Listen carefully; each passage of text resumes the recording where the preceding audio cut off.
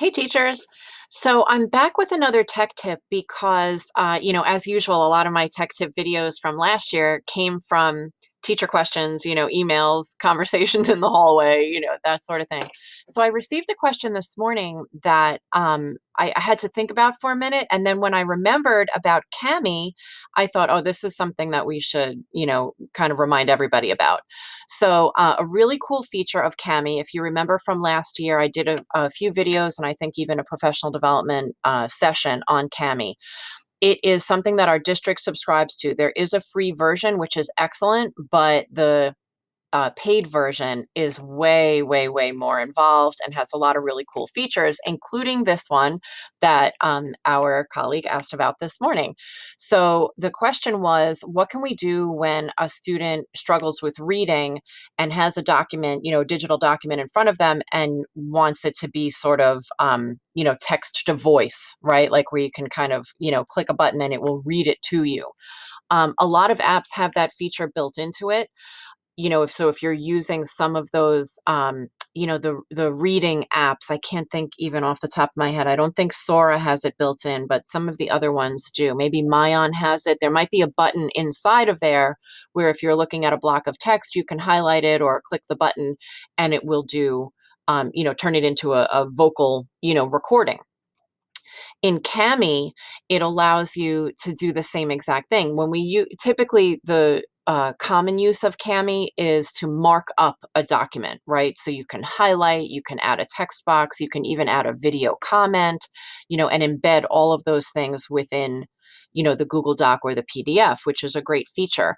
But there's another button that you might not have used inside Cami. So let's take a look. All you have to do, if you remember, Cami is not an app that you download from self-service or the App Store. It's a web-based thing. So you're going to open up a new tab in your browser and you're going to type camiapp.com and simply click sign in because the district has already purchased the subscription for us. So when we hit sign in, I think for me, it's going to automatically remember me because I've been in here before. But for you guys, if it's the first time using Cami, you'll be prompted to say, do you want to sign in with Google? You have that button, sign in with my Google credentials.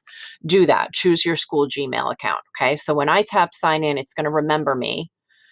And here I am, PT in the corner, right? So that's how you know you're in. It sort of names you in the upper right corner.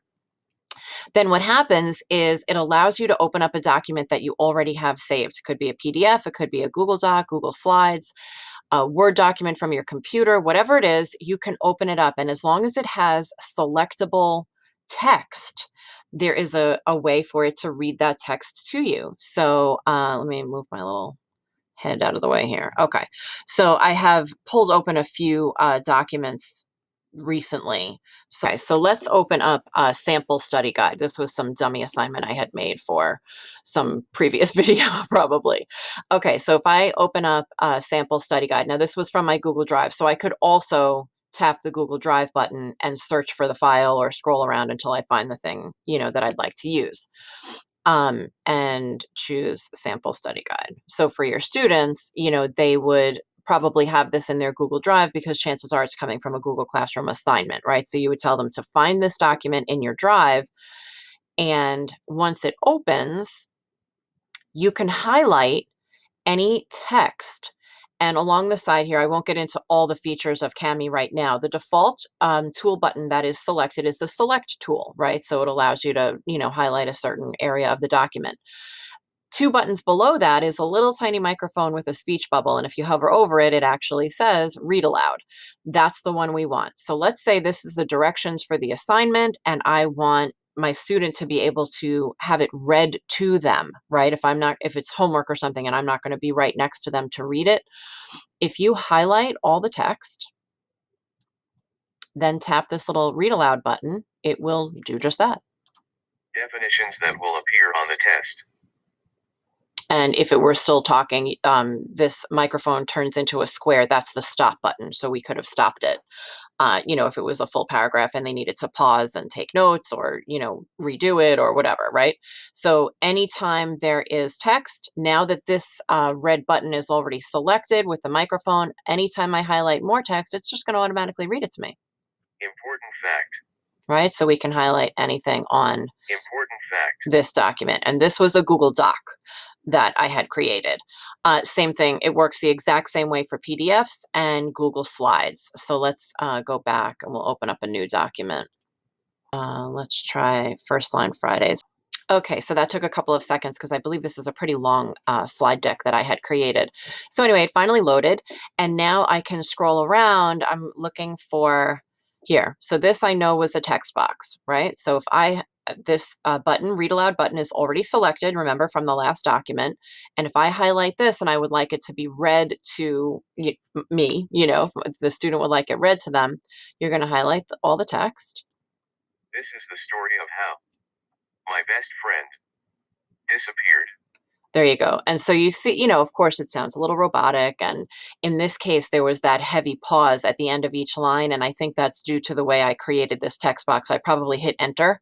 So the computer is recognizing it as sort of like, the beginning of something new. And that's why there's that weird pause. So it does sound a little robotic. It's not ideal. But if it was written more as a paragraph, it would flow a little bit better with that, sort of robot voice, right? So I thought that's a really great feature. And just as an example, this image right here is just that. It's an image. If I remember correctly, when I found this one, I actually took a screenshot of this little section, which was, one of the first, paragraphs of the book. So unfortunately, I cannot highlight. The only thing that's highlighting here are these quotation marks because I actually typed them, right? So unfortunately, it won't work if it is, an image embedded inside your slide deck or Google Doc. But if it's a PDF and it is selectable text, or like this one, Welcome to the beautiful Sinclair family. No one is a criminal. this one was, a text box that I actually typed. So it was able to be selected and, read aloud.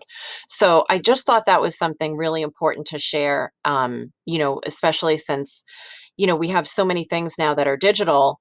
It really could help, especially struggling readers, or someone maybe where English is new to them, and just for that reinforcement of having it read to them. Of course, there are probably a million other ways to do the same thing, but since our district subscribes to Kami, I just thought I should share. If you have any questions at all or something doesn't seem to be working when you try it yourself, you know where to find me.